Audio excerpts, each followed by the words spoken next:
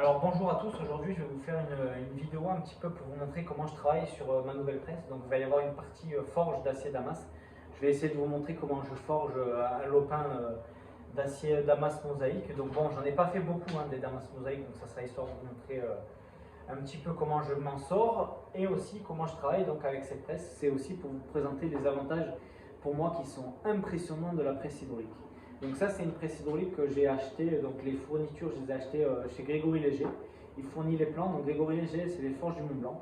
Je vous mettrai tout ça dans les commentaires de la vidéo pour le trouver, mais ça se trouve facilement sur Facebook. Donc il fournit le vérin hydraulique, le groupe hydraulique, quelques ustensiles hydrauliques.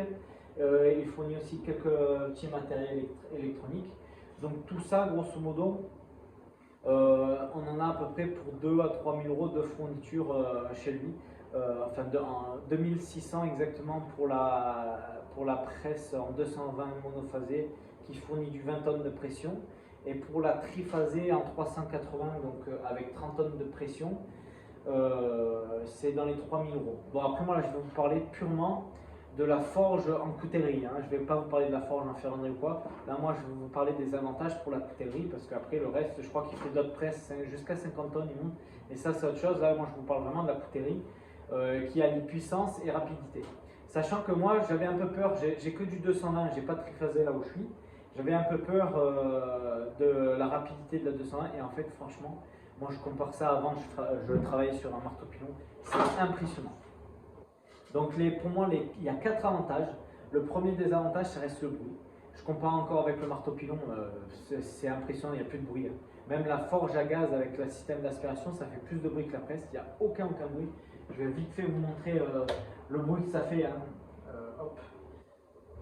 Porte ouverte, ce qui fait le plus de bruit. Voilà, notre petit moteur, dès qu'on ferme la porte, on n'entend plus rien. Et après, voilà. Il n'y a pratiquement aucun bruit. Donc après, je vais vous présenter un peu plus la conception de la machine. Mais déjà, le premier avantage, c'est le bruit. Comparé au marteau pilon, on ne va pas polémiquer. Après, en deuxième avantage, c'est l'économique. Alors en sachant que souvent, moi j'ai commencé en 2017 mon activité, pendant 2 ans j'ai forgé à la main, après je cherchais quelque chose d'être plus rapide sur la forge du Damas.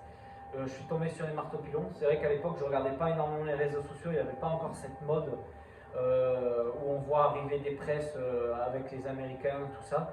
C'est vrai que c'était beau, on parlait beaucoup du martinet, du marteau pilon à l'époque, donc je me suis acheté un petit tiro d'occasion, donc de la société Roti, je crois qu'elle existe encore. Mais bon, ça se trouve d'occasion. Moi, je crois que le mien, il datait d'après-guerre, dans les années 1950, quelque chose comme ça. Il y en a qui sont plus récents. Alors, je ne sais pas s'ils s'en fabriquent encore, mais je sais que l'entreprise, peut-être encore dans les années 2000, grosso modo, elle en a fabriqué. Mais bon, si on en revient au coût financier, d'occasion, on peut les trouver entre 1000 et 2000 euros. Il faut souvent les rénover, mettre un moteur, mettre une nouvelle courroie, passer du temps dessus. Moi, j'avais passé 3 semaines de rénovation. Donc, au final, financièrement, j'en avais quand même eu pour quelque chose. Alors que là, financièrement, comme je vous ai dit tout à l'heure, on va compter gros, on en a pour 3000 euros. Moi, c'est du 220 ou triphasé. On va faire mélange, on va compter gros, c'est 3000 euros de fourniture, donc fournie par Grégory Léger avec ses plans. Sachant que moi, je me suis référé avec ses plans parce que par souci de respect, vu que c'est lui qui fournit le matériel, je n'allais pas partir sur d'autres plans. J'ai fait quelques toutes petites améliorations pour la facilité d'utilisation, mais ces plans, ils sont quand même assez bons. Donc, si on est fidèle à ces plans, on arrive à avoir une bonne presse. Donc il fournit les plans, le matos, donc 3000 euros. Après il faut se fournir en acier, donc en IPN, en barre, tout ça pour le bâti, la conception en tant que telle de tout le bâti. Il faut compter 600 euros. Donc on va pareil avec la peinture, les petites électroniques que j'ai rajoutées, on va compter encore gros, on va rajouter 1000 euros. Donc ça fait 3000 euros de fourniture de Grégory Léger, 1000 euros d'autres fournitures. On est à 4000 euros, plus le temps de travail dessus. Si on se met que sur ça, on en a pour une semaine et demie, allez, maximum 2 semaines. Donc on va compter pour un artisan, allez, on va compter 2000 euros de temps de travail. Donc on peut dire 4000 plus 2000, on est à 6000 euros, grosso modo, c'est un projet à 6000 euros. Voilà. Comparé à un marteau pilon, on est presque au même niveau financier, parce que comme je vous dis, les marteaux pilons, vous allez devoir vous y mettre dessus. Et si vous achetez un martinet, parce que si vous achetez un vrai marteau pilon avec mastodonte de 25, 50, 75 kg, là aussi financièrement vous allez voir que ça coûte quelque chose.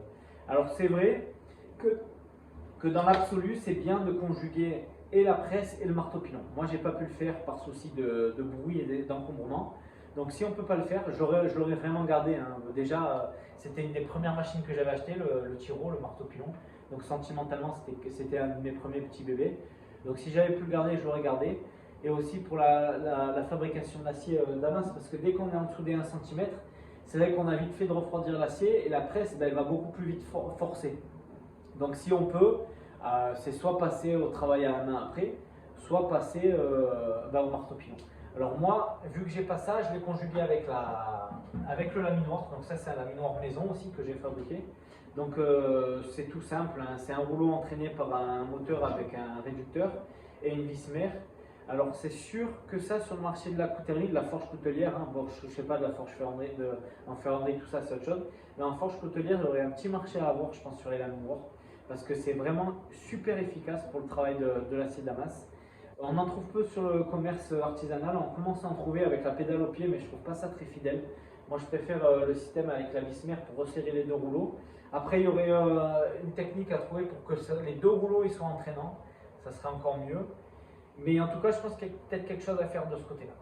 Donc si on revient donc aux avantages, on va revenir sur la presse. Les avantages moi que je trouve à la presse, donc en premier c'est le bruit.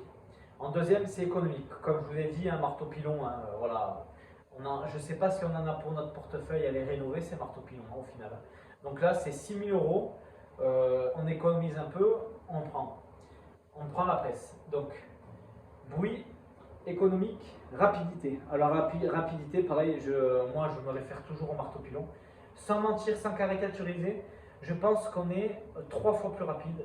Donc, qui dit plus rapide dit moins d'usure de gaz, moins d'usure de perte au feu, donc la calamine, l'oxyde de fer, on en perd moins. Donc on est économique sur les matières, les consommables, on use moins de gaz parce qu'on forge plus rapidement. Et on est économique au niveau de l'électricité, hein, parce que quand on se met sur un marteau-pilon, on tape longtemps. Un marteau-pilon, c'est quand même des gros moteurs, 2 à 3 000 watts souvent. Là, on est sur un moteur 5 000 watts, donc ça tire plus, mais on travaille moins longtemps dessus. Donc au final, on s'y retrouve. Donc beaucoup plus rapide et en plus de ça, on est beaucoup plus régulier. Donc ça, c'est un autre avantage que je mets moi dans l'avantage de la rapidité. On est régulier aussi, c'est-à-dire qu'on sort des barres qui sont rectilignes, qui sont à la même épaisseur de partout. Et ce qui fait qu'après, on va beaucoup moins passer de temps au nettoyage entre chaque repli, multiplication de couches ou fabrication de notre motif mosaïque. On perd beaucoup moins de temps. Et c'est beaucoup plus rectiligne. Donc après on passe sur la fraiseuse, on décroute légèrement la fraiseuse ou à la bande. Après c'est vrai que moi je vais de plus en plus vers un travail le moins poussiéreux possible. Donc je bannis la disqueuse même en forge. J'essaie de moins en moins d'utiliser la disqueuse parce que la disqueuse ça fait de la poussière de coupe et la poussière du disque. Donc c'est pas top. Donc si on peut éliminer ça, et la bande abrasive si on peut l'éliminer aussi c'est top. Donc moi quand je forge, je vais vous montrer après dans la vidéo parce qu'on va partir après sur une vidéo où je vais vous montrer comment je travaille. Mais maintenant j'essaye de travailler avec la fraiseuse pour découper, avec la scie à ruban en métal pour découper. Donc plus de disqueuse, plus de bande abrasive. Donc les avantages, si je reviens, on va revenir en arrière. Donc le bruit, l'économie, la rapidité et en quatrième, toujours en comparaison avec le marteau-pilon, l'encombrement. Un marteau-pilon, il faut quand même pouvoir tourner autour. Moi je l'avais mis dans un endroit exigu, mon marteau-pilon, mais c'est vrai que l'avantage c'est de tourner autour. Là, la presse, il faut pouvoir tourner autour et encore il n'y a que deux angles, devant et sur le côté, pour passer sur le côté et peut-être avoir un peu plus de dégagement à l'arrière. Moi c'est vrai que j'ai mis contre un mur, mais vous voyez, j'ai mis dans un angle à 45 degrés, ça suffit largement pour de la forge coutelière encore. Même si demain je me décide de me faire des lopins un peu longs, elle est sur roulette. Il a bien pensé à ça aussi, Grégory Léger, il l'a mis sur roulette. Pour un souci de manutention, on peut la faire bouger, on peut la mettre dans une remorque facilement. Je crois qu'on est à peu près un peu plus de 300 kg le tout. Donc au final c'est manipulable, ça peut se mettre dans n'importe quelle remorque, c'est sur roulette. Vraiment que des avantages, aucun inconvénient comparé au marteau-pilon. Donc si je résume, je reviens. Donc bruit, économie, rapidité, encombrement. Et pour moi tout ça, ça va dans le même souci d'aller de plus en plus vers un travail de qualité, un travail agréable. Tout ça, ça regroupe pour moi un travail agréable parce que quand on se met à la forge, quand même, c'est des heures de labeur. Alors si en plus de ça, on peut travailler sur des machines qui sont efficaces, c'est quand même toujours plus agréable. Donc vraiment, pour moi, il n'y a que des avantages. On utilise moins d'électricité, on utilise moins de gaz, on utilise moins de matériaux. C'est super. En tout cas, moi, du résumé que je peux en faire, je vais vous montrer après dans la vidéo, comme ça vous le verrez en vrai. C'est dommage que j'ai pas de quoi comparer avec le marteau pilon à côté, hein, moi je m'en suis débarrassé. Et si j'avais pu vous comparer, je vous l'aurais vraiment vu la différence. Après, c'est vrai que c'est une vidéo qui va se tourner peut-être plus au domaine de la coutellerie, plus qu'à la clientèle habituelle que j'ai sur les couteaux. Là, j'essaye de parler un peu à mes confrères, à tous ceux qui se lancent un peu dans la coutellerie. Vraiment, ne perdez pas votre temps à essayer de restaurer, parce que je vois encore pas mal passer de personnes qui disent est-ce que ce marteau pilon il est bien, tout ci, tout ça. Alors c'est vrai que c'est bien d'avoir un marteau pilon, mais si vous avez la possibilité de passer directement par la presse, c'est quand même mieux. Après, moi, dans un souci d'évolution, j'ai vu aussi qu'en me servant du marteau pilon, j'ai appris au final à forger sur un marteau pilon, et du coup c'est très facile pour moi de passer sur la presse. Mais je pense que quelqu'un qui commence directement avec la presse, il peut très bien s'en sortir. Donc bruit, économique, rapidité et encombrement.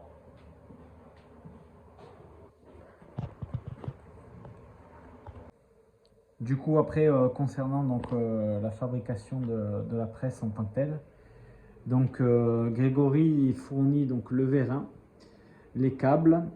Moi, vu que c'est du 220, j'ai un variateur L-Group hydraulique avec un moteur 400 volts triphasé. Donc ça, c'est le variateur qui transforme le 220 en 420. Et après, donc, ici, les manettes, donc elles sont pas hydrauliques, les manettes, elles sont électriques. Donc moi, j'ai mis un joystick, une petite manette à main et une pédale à pied. Donc suivant l'endroit, là par exemple, là je suis en position joystick. Et en fait, ça transforme, il y a un petit transfo là, qui transforme le 220 en 24 volts. Et donc là, la distribution se fait en 24 volts. Donc je sais pas si on voit à l'intérieur de la presse, voilà, ça s'allume. Donc là, ça descend, là ça monte. Donc ça, c'est le distributeur, donc qui est actionné électroniquement. Voilà, donc c'est tout simple, hein. Si je fais la pédale, pareil, hein. Voilà, la pédale, j'actionne avec le pied. Voilà. Là je monte, là je descends. Donc c'est tout simple. D'origine sur les plans, ça c'est à l'intérieur. Moi par souci de fonctionnalité, j'ai mis à l'extérieur. Donc toute cette partie là, surtout la télécommande du variateur. Parce qu'entre chaque passe, il vaut mieux l'éteindre, le variateur. Là il est éteint. Donc ce qui est pas mal, voilà, c'est de pouvoir l'actionner d'ici. Sinon s'il est à l'intérieur de la boîte, en fait ce qui se passe, c'est qu'à chaque fois, entre chaque passe, il faut ouvrir et fermer. Voilà, quand on s'en sert. Donc c'est quand même plus avantageux de le mettre en externe. Sachant que là, voilà, là on entend le petit ventilateur à l'intérieur qui permet de refroidir tous les condensateurs, tout ça du variateur. C'est pour ça qu'il vaut mieux jouer avec la télécommande. Et une fois que le petit moteur il s'éteint, on peut éteindre l'électricité générale. Voilà. Donc là, le moteur il va pas durer longtemps, le petit ventilateur. Sachant que quand je forge et que je pousse un petit peu fort, ça dure 3 voire jusqu'à 5 minutes. Voilà, là il s'est arrêté, ça a duré moins de 30 secondes. Donc tant qu'il tourne, il vaut mieux pas éteindre l'ensemble de la presse. Après les petites modifications que j'ai fait, donc j'ai rajouté une petite casquette ici en cornière pour éviter que la calamine elle rentre dans la porte. Donc cette petite modification en plus qu'il n'y a pas forcément sur les plans, pour moi qui est quand même pas mal à rajouter. Après j'ai rajouté aussi deux petites coupelles, voilà, pour ramasser la calamine, histoire qu'il n'y en ait pas de partout. Et comme ça je peux le jeter. Une devant, une derrière. Donc ça c'est des petites modifications, améliorations. Après pareil sur la base, donc sur les plans, lui il préconise de mettre à 45 degrés pour justement pas avoir à passer par là pour forger. Donc si c'est à 45 degrés, on a facilement l'accès. Moi je préférais le faire comme ça par souci de fabrication et par souci d'esthétique. Après vous le faites comme vous voulez. Voilà. Après moi ici là j'ai fait un axe excentré pour pouvoir sortir les matrices. Donc ça c'est la matrice du bas. Après j'ai rajouté aussi un trou pour pouvoir des fois faire des porte-pièces, récupérer les pièces d'en bas, mais ça on n'est même pas dans l'obligation de le faire. Voilà. Après sur les plans pratiquement tout est soudé. Moi j'ai mis de la visserie ici pour pouvoir défaire le chariot. Sinon c'est de la soudure et j'ai rajouté donc des barres. Ça je l'avais vu sur un autre coutelier qui s'était fourni aussi chez Grégory. Moi je pense que c'est pas mal pour l'usure et en plus de ça, ça rajoute un petit peu de structure aux UPN, parce que les UPN ils ont tendance, si le chariot on forge un petit peu de côté ou quoi, il a vite fait de se mettre de travers le chariot. En se mettant de travers, il pousse sur les UPN. Donc peut-être en rajoutant ça, ça renforce un peu. Et après moi, peut-être que ce que je compte faire, si je vois que le chariot il va trop sur un côté ou sur l'autre, c'est rajouter une barre un peu plus basse. Parce qu'au final, j'ai pas besoin de tout cet espace pour forger. Et si jamais je dois forger un peu plus haut, je retire la barre que je vais mettre en travers. Mais pour l'instant, j'ai pas de souci, surtout que je forge bien droit. Alors c'est vrai que j'ai fabriqué aussi des matrices en V, des matrices bombées. Les matrices en V, j'ai fait 2 encoches là. Et le seul souci que j'ai, c'est que ça me sert à rien d'en avoir 2.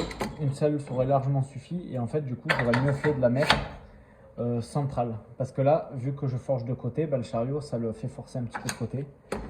Donc ça, c'est la petite amélioration que j'aurais faite. Mais sinon, franchement, voilà, hop, pas forcément besoin d'autres modifications.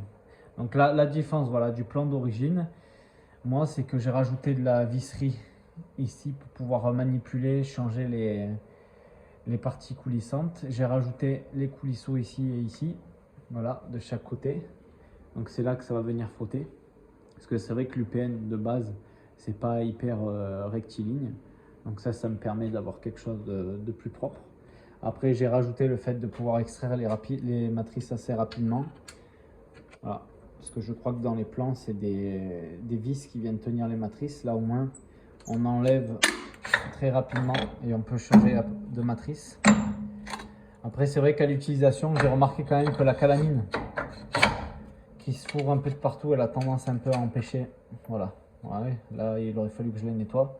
Donc il vaut mieux passer un petit coup de soufflette quand on change les matrices. Voilà, et en haut j'ai fait un système de clip.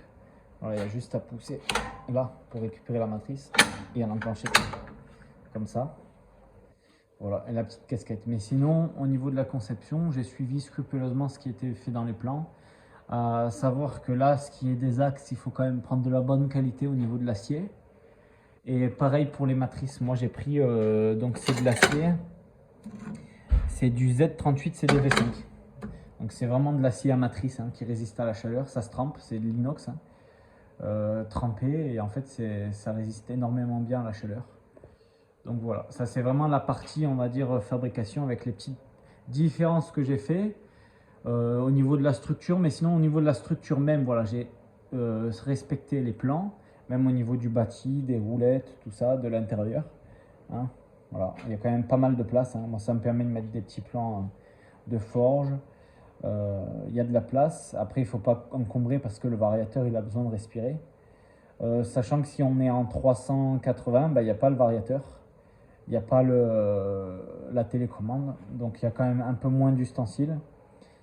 Moi après voilà, sinon les petites modifications, le seul petit plus que j'aurais à apporter, voilà, c'est cette petite casquette ici, le fait de mettre 2 petits réservoirs là pour récupérer la calamine, là, que ça vient pas direct en contact avec le bois, de faire passer le coulisseau avec de la visserie, là c'est du M16 pour pouvoir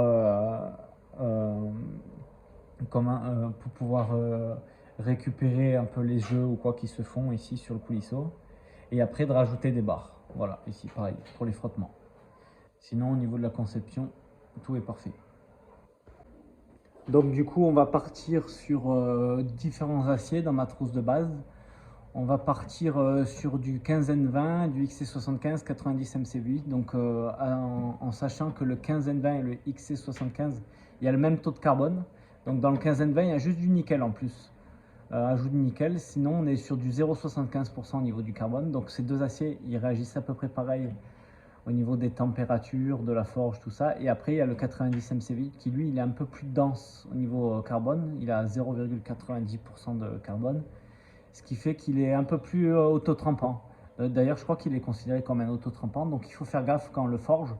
De ne pas refroidir trop vite cette barre. Moi, ce que je fais, c'est qu'à chaque fin de forge, je vais vous montrer de toute façon quand je vais travailler, je laisse mon lopin, mon damas, je le laisse refroidir dans la forge. Au moins, là, il n'y a pas d'écart de température. La forge, elle redescend, vu qu'il y a des briques réfractaires, de l'isolant thermique à l'intérieur de la forge, elle redescend assez lentement en température. Je crois qu'elle met 6 heures pour revenir à température ambiante. Donc ça fait que l'acier il a tendance à revenir très lentement à une température ambiante, ce qui fait qu'il ne se trempe pas, en sachant que c'est quand même un acier assez capricieux. Le 90 MCV8, il y en a qui justement, suivant ce qu'ils mettent autour comme acier ou suivant leur refroidissement, ils se sont déjà aperçus comme des pailles, comme s'il y avait une mauvaise soudure, alors que c'est à l'intérieur de l'acier même que ça se produit. Donc c'est pour ça que moi je préfère l'entourer toujours le 90 MC8 avec du XC75. Je lui mets jamais du nickel en direct. Il y en a qui font des aciers qui le mélangent avec de l'inox, tout ça, et qui ont des mauvaises surprises. Donc il faut faire gaffe quand même à son refroidissement. Il faut avoir un refroidissement assez lent sur cet acier. Voilà, du coup moi je vais partir sur ces 3 aciers de base. Après il y a plusieurs aciers, hein. J'ai du nickel pur, j'ai pas mal d'autres aciers qu'on peut mélanger, mais là on va partir sur de la base. Donc tout ça je vais le couper à la scie à ruban. Ça c'est la scie à métal, du coup scie à ruban métal. Donc moi j'ai rajouté un petit support en acier. Sinon c'est des scies en fait qui viennent s'actionner comme ça, qui descendent, on met ce qu'on veut couper dans l'étau, on le serre. Moi je préfère l'utiliser le plus souvent à la main en poussant avec des bâtons. Donc je vais couper mes morceaux, mon XC75, 15N20 et 90 MC8, et après je vous rejoins un peu plus tard dans la vidéo.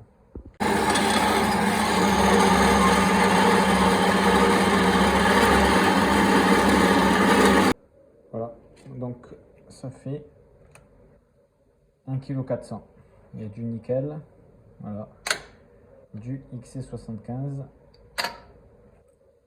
et du 90 MC8. Donc il y a 1,4 kg, un peu plus d'1,4 kg de métal. Donc je vais vous montrer comme quoi cette presse, elle est assez efficace pour ces petits morceaux d'acier. Donc après moi, juste je passe un coup de bande pour enlever les saletés et l'oxydation qui s'est fait sur les morceaux. Donc ça c'est une bande grain 80. Donc voilà, j'ai mis un quart d'heure pour couper et nettoyer tout ça. Donc c'est ma trousse de départ. Donc il y a le 90 MCV8 ici, le 15-20-20 autour du 90 MC8, le nickel, hein, enfin l'acier au nickel un peu plus fin. Et sur chaque bord, je finis avec du XC75. Voilà. Donc on va souder tout ça maintenant. Donc après au niveau de la forge à gaz, donc moi je fonctionne avec une forge à gaz classique, gaz et air, fabrication maison aussi. Et après j'ai mis une hotte pour aspirer donc toutes les fumées. Et en plus de ça, quand je travaille la porte grande ouverte pour faire rentrer le plus d'air possible. Voilà. Et avec un bon extracteur d'air qui recrache l'air dehors en direct, ça marche super bien.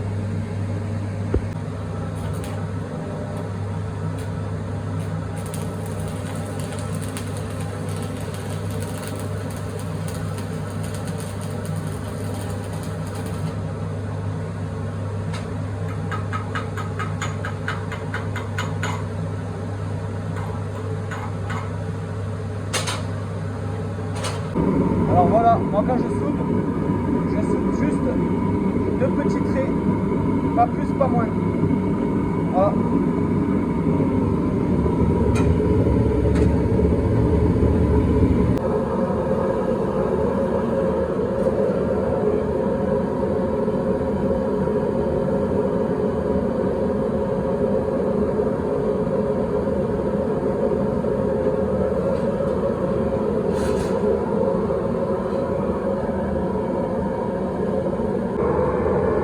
Alors pour ce qui est de ma première soudure, moi je la fais toujours à l'eau, c'est-à-dire que je mets de l'eau sur l'enclume. Pour ma première soudure, c'est comme ça que j'ai appris.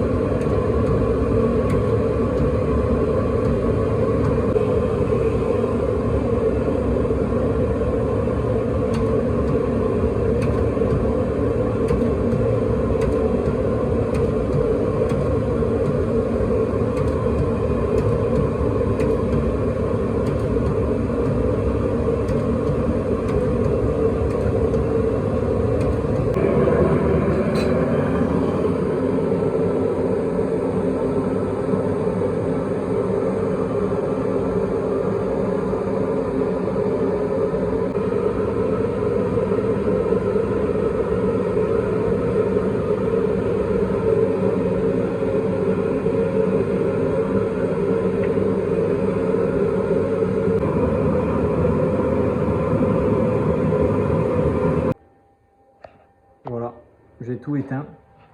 Donc on entend là, ça fait 5 minutes que je viens d'éteindre. Lui il tourne encore. Voilà. Et après donc là, on est le soir. J'ai commencé à forger à 6h15. C'est 6h37. Voilà. Donc grosso modo, allez, on va dire 20 minutes de forge. Donc le morceau de 1 mètre, de 1 kg 400. Voilà, là il fait plus de 50 cm. Donc là les couches, donc vu que c'est du damas mosaïque, les couches elles sont dans ce sens. C'est-à-dire que là je suis en train de suivre ce plan là, donc on avait ça de départ. Et là je suis à ce niveau là. Et du coup, demain je suis censé replier, enfin recouper et les mettre les unes sur les autres comme ça. Donc là on est à ce stade là. Voilà. Et après en même temps, je suis en train de forger un damas plume. Donc là on est sur un morceau voilà, que j'ai remis bien à carré. Et demain je vais le fendre. Voilà. Demain ça je vais le fendre en deux. Donc tout ça je le laisse dans la forge, gentiment refroidir. Comme ça demain je peux faire ce que je veux dessus. Du coup voilà, je reviens. Là on est le matin, c'est 9h. Donc ça c'est la barre que j'ai forgée hier avec vous. Donc là les couches, donc elles sont dans ce sens là. Elles sont pas comme ça à plat les unes sur les autres, elles sont vraiment comme ça. Parce qu'on va attaquer du mosaïque, d'ailleurs on les voit un petit peu là. Voilà, on les voit les couches. Donc là celles qui sont un peu gris clair, ça doit être le 15N20. Donc on va couper tout ça. Voilà, donc ça va être un futur plume. Une future plume, damas plume. Voilà, ici on est sur du mosaïque aussi. Voilà, que je dois replier. Donc on va faire tout ça ce matin.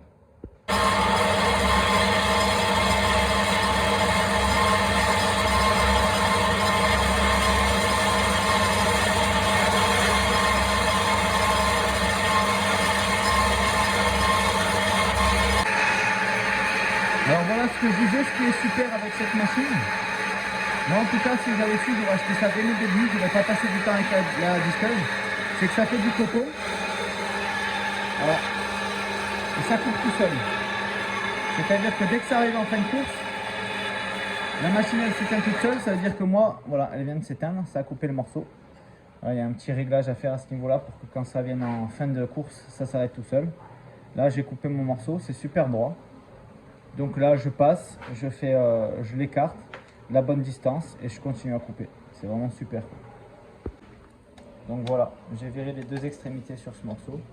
Donc là je mesure, on est à 43. Du coup je vais diviser 43 en 7 morceaux. Je vais le faire couper à la scie à ruban. Et après on se retrouve quand je les aurai assemblés. Donc là j'ai coupé mes morceaux. Donc je les ai bien positionnés les uns avec les autres pour pas oublier, parce qu'en fait là le principe c'est de les plier en accordéon, c'est-à-dire comme ça, comme ça, comme ça, comme ça, comme ça, voilà, pour que chaque couche se retrouve bien en face l'une de l'autre. Donc là on a l'impression que les couches elles sont dans ce sens, mais c'est juste la scie qui fait ça. En vrai je sais pas si on les voit, je vais faire une petite révélation, on va mieux les voir après. Donc là j'ai fait juste une petite révélation des côtés, voilà, pour que vous voyez ce que ça donne. Donc c'est un peu déstructuré sur les bords. C'est pour ça qu'il faut toujours essayer de garder ces morceaux les uns à côté des autres comme on les a découpés. Voilà, donc moi je les ai étiquetés A, B, C, D, E, G, H. Voilà. Et au moins on les met les uns à côté des autres et on va ressouder tout ça. Donc dans un premier temps, maintenant je vais décrouter. Donc là je commence à décrouter. Donc voilà, ça c'est un morceau. D'un côté j'ai pas décrouté, de l'autre j'ai commencé. Donc voilà, là je descends, je fais des passes de 0,5 pour enlever la calamine et retrouver un état de surface bien propre. Donc ça je le fais sur une rectifieuse avec une partie que j'ai transformée en fraiseuse. Donc avec une fraise pareil que j'ai fabriquée autour, une fraise avec une seule dent. Et je fais des passes de 0,5, donc de la moitié d'un millimètre avec. Donc pour ça en fait, vu qu'une fraiseuse c'est sur un plateau tout simple comme ça, sur bille. Moi j'ai fabriqué un petit peu comme sur les tours en métaux. Donc une mâchoire avec un embrayage pour pouvoir passer sur une voilà, sur la vis mère. Et j'ai un petit volant là comme ça et ça fait des passes régulières. Donc c'est une machine super efficace, elle fait plus d'une tonne, donc ça fonctionne très très bien pour nettoyer le damas. Attends, je te...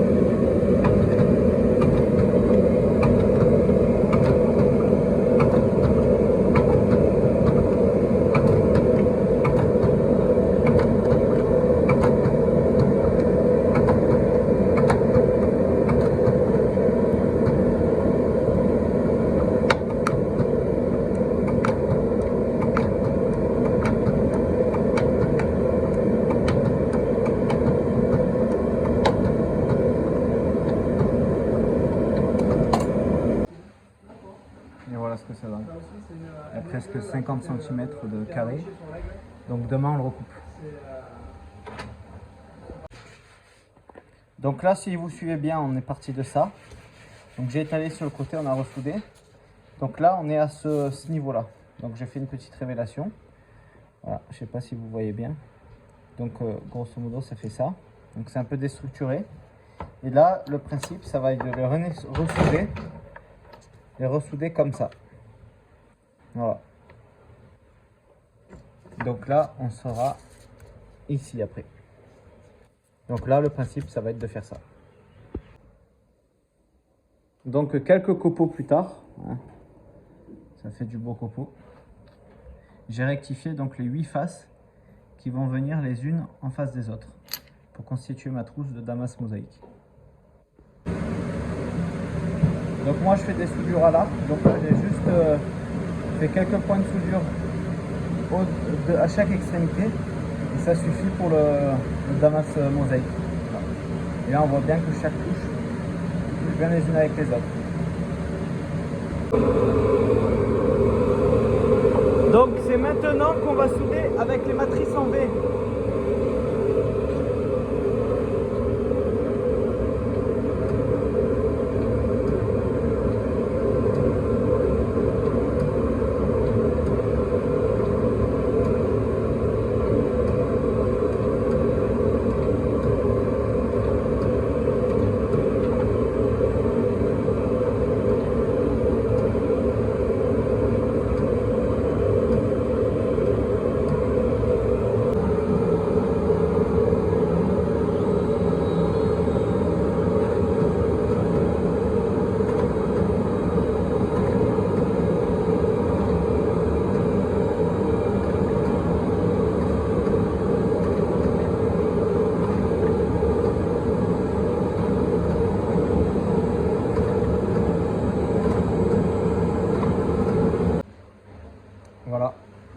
Donc je vous montre un petit peu ce que je suis en train de faire. Donc le morceau qu'on est en train de faire ensemble, il est là. Hein. Donc ça c'est le mosaïque que demain je vais déplier. Ensuite là dans le four il y en a un, c'est un damas au nickel pour faire des bijoux. L'autre c'est pour faire du plume parce que j'en avais déjà fait un. Et en fait ça s'est mal passé au niveau d'une soudure. Il s'est répertorié sur l'ensemble des couches, enfin ça a fait un désastre. Et après là c'est un autre mosaïque là, un peu plus petit que je suis en train de faire aussi, que je déplie demain. Donc il y a tout ça en cours, plus ça là, ça va être du damas un peu plus classique. Ici c'est du damas pour des tire-bouchons. Donc en tout il y a bien entre 5 et 6 kg d'acier qui sont passés dans la forge. Donc ça fait presque 3 à 4 jours que je suis sur cette presse. Donc franchement aucune coulure. Voilà. Aucune coulure, tout est nickel. Le moteur chauffe un peu mais sans plus. Le variateur il chauffe un petit peu mais là il a bien refroidi. Voilà.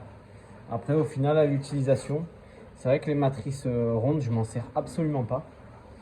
Ça suffit largement les plates pour étirer, allonger, même souder. Voilà. Je me suis fait quelques jeux de cales. Alors les cales, j'aime bien en mettre un à droite et un à gauche parce que j'ai vu que si on en met qu'un seul à gauche par exemple ou qu'un seul à droite, le chariot il a tendance à aller à se pencher. Donc il vaut mieux mettre 2 cales. Voilà, donc j'ai plusieurs cales, je me suis fait plusieurs cales. Et pour l'instant, là, avec tout ce que j'ai forgé, je trouve que ça suffit. J'en ai pas plus, donc un cale de 1, un cale de 2, ça c'est un cale de 2, mais si je le mets là, comme ça fait un cale de 3. Et cale de 4, si je le mets comme ça. Voilà, ça c'est un cale de 18, et ça suffit largement.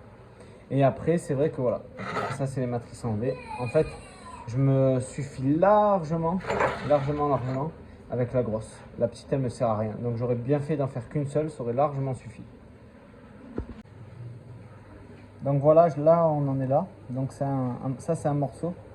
Donc regardez, c'est quand même bien carré hein, de forger avec la presse là. Si on arrive bien à gérer les matrices, tout ça, c'est sympa. Donc là, je suis en train de le recouper en 4. Je voulais m'arrêter. Donc on a vu que j'avais fait ça, ça, après ça, et là on en est à là. Et après ça, normalement je le divise et je le transforme en lame. Et là en fait je décide de ça, le recouper en 4 morceaux et de refaire avec ce motif là 4 morceaux. Donc je vais vous montrer le motif. Là je suis en train de couper mes 4 morceaux. Regardez comme ça fonctionne bien. En pâtissière au banc. J'ai tout coupé. Je les ai à peine fait refroidir 2 heures dans la forge. Et ça marche super bien. Alors moi comme huile de coupe, j'utilise la cire d'abeille. C'est connu pour les bijoutiers, pour les outils en tungstène, mais ça marche très bien pour les outils en HSS aussi. Voilà. Et là je laisse travailler tout seul. Donc voilà ce que ça donne. Et là je vais donc rectifier encore les 8 faces qui se touchent. 1, 2, 3, 4, 5, 6, 7, 8 pour pouvoir repartir sur un nouveau motif qui sera la finalité pour ma lame. Les pièces sont rectifiées. Donc j'ai rectifié les 8 faces et donc là on va les assembler tout simplement en les mettant les unes sur les autres, les faces rectifiées. Donc ils se touchent, voilà.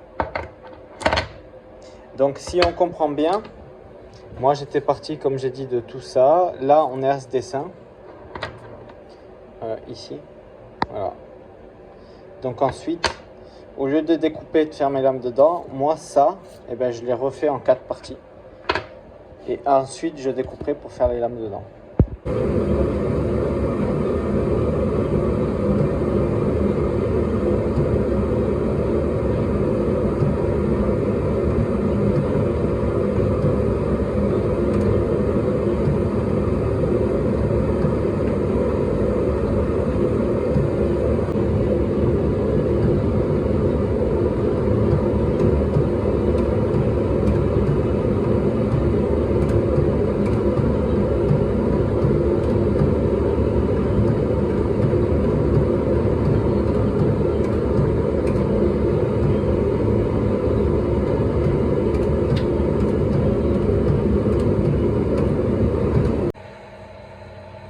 là on est au dessin final.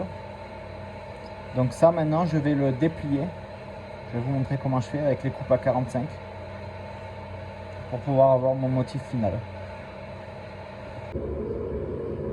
Alors dans un premier temps je vais rectifier les deux faces opposées, comme ça quand je vais couper à 45 et que je vais ressouder les unes à côté des autres, ça sera déjà bien net.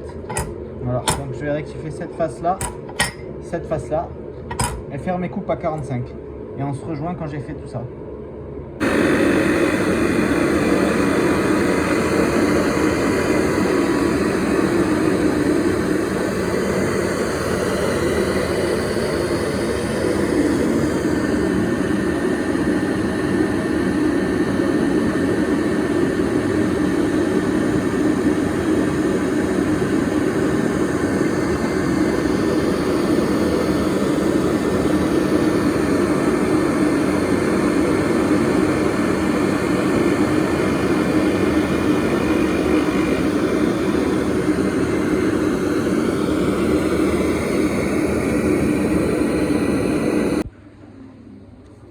Je viens de couper donc les morceaux, donc ils étaient comme ça, voilà, et donc là je les mets comme ça, je vais les souder et dessus et dessous je vais mettre une plaque comme ça pour les protéger pendant la soudure principale à la forge. Du coup voilà mes coupes à 45, donc après j'ai mis les deux fers plats de chaque côté pour aider à la soudure, et maintenant il n'y a plus qu'à souder tout ça.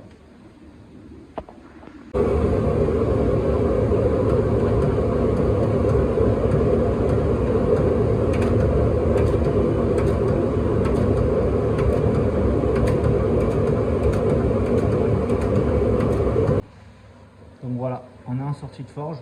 Donc là voilà ce qui reste des 1,4 kg. Donc normalement en fait j'ai de quoi faire 4 lames dedans. Donc une lame par exemple là, après une lame là, encore un peu chaud, et après en fait en épaisseur j'ai fait quelque chose de quand même plutôt gros. Voilà. Hop. Donc là on est sur une épaisseur de 15.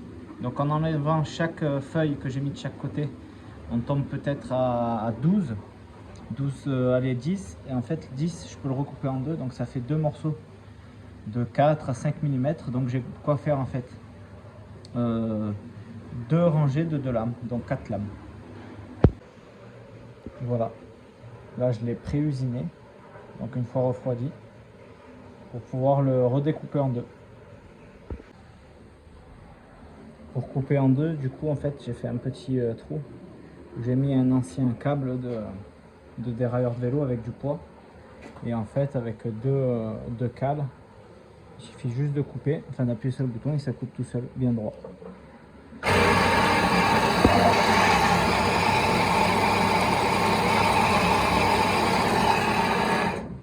Bien sûr, je me suis fait un trait pour être sûr que ça suive bien droit.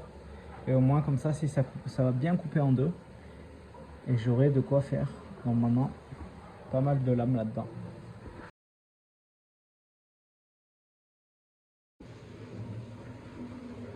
Donc ça y est, ça a fini de couper.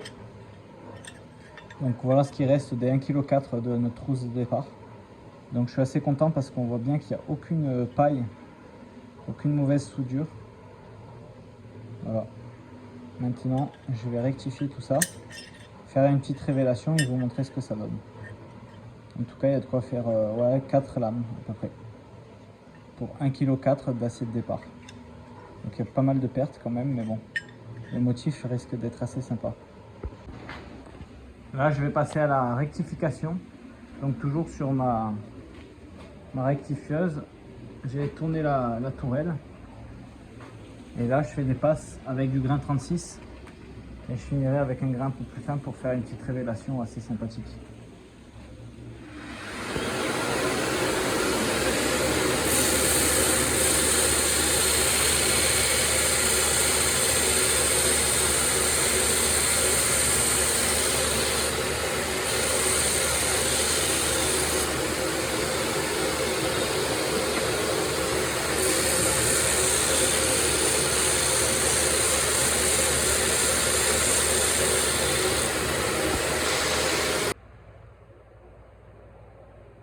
super content des soudures.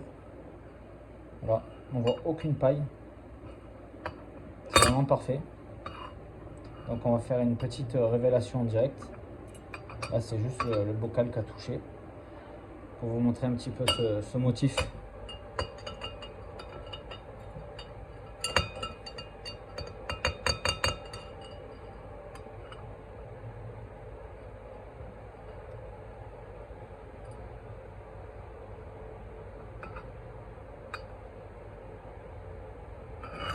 On va le laisser un peu plus longtemps, mais c'est très sympa. Le résultat est vraiment sympa. Je vais essayer de vous montrer ça au soleil. Bon, on fait tout en direct, hein. Voilà. Là, on voit bien le motif. C'est vraiment super sympa.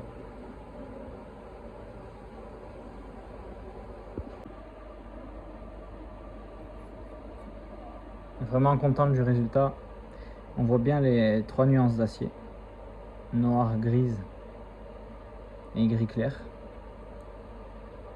Et je pense que ça va faire des lames vraiment jolies. Avec vraiment aucun défaut de soudure. On est vraiment parfait au niveau des soudures. Donc je suis vraiment plutôt satisfait du résultat. Donc voilà, en résumé, c'est une super machine. Je ne reviendrai pas sur ma décision au final de m'être séparé du marteau pilon. C'est vraiment super. Alors c'est vrai que j'utilise du coup principalement que la main pour actionner le V1. C'est beaucoup plus rapide parce qu'en fait, j'ai remarqué qu'il vaut mieux faire des toutes petites passes de 2 mm et être assez rapide plutôt que faire des grosses passes de 5 mm et être lent. Ça délamine plus facilement si on est trop écrasant. Il vaut mieux être très rapide et faire des petites passes, un peu comme sur un marteau pilon au final. Après, je me suis absolument pas servi des matrices bombées. Et pourtant, j'ai pas fait que le damas que je vous ai montré avec. J'ai fait plusieurs damas, des plumes, des damas gouttes de pluie, du mosaïque. Et franchement, je me sers en fait énormément des 2 matrices plates et des matrices en V et essentiellement de la grande, des 30. Donc ça, je pense que je vais le refaire. Voilà, si j'ai quelque chose à refaire, c'est refaire une matrice bien centrée pour pas jouer avec les jeux de la presse. Au niveau des jeux de la presse, j'en ai pas. Elle n'est pas allée trop à droite, trop à gauche parce que je suis resté justement le plus au centre possible. Après, ça reste celle de 20 tonnes. Je pense que celle de 30 tonnes aura plus tendance à virer à droite ou à gauche. Mais sinon, à part ça, je suis vraiment très satisfait. Voilà, comme j'ai dit, au final, je me sers que de la main. La pédale à pied, je la garde parce que je l'ai faite. Mais au final, si vous la commandez et que vous n'êtes pas très fouteux comme moi, faites direct avec le joystick à la main, pas pédale au pied. C'est vraiment beaucoup plus facile d'utilisation.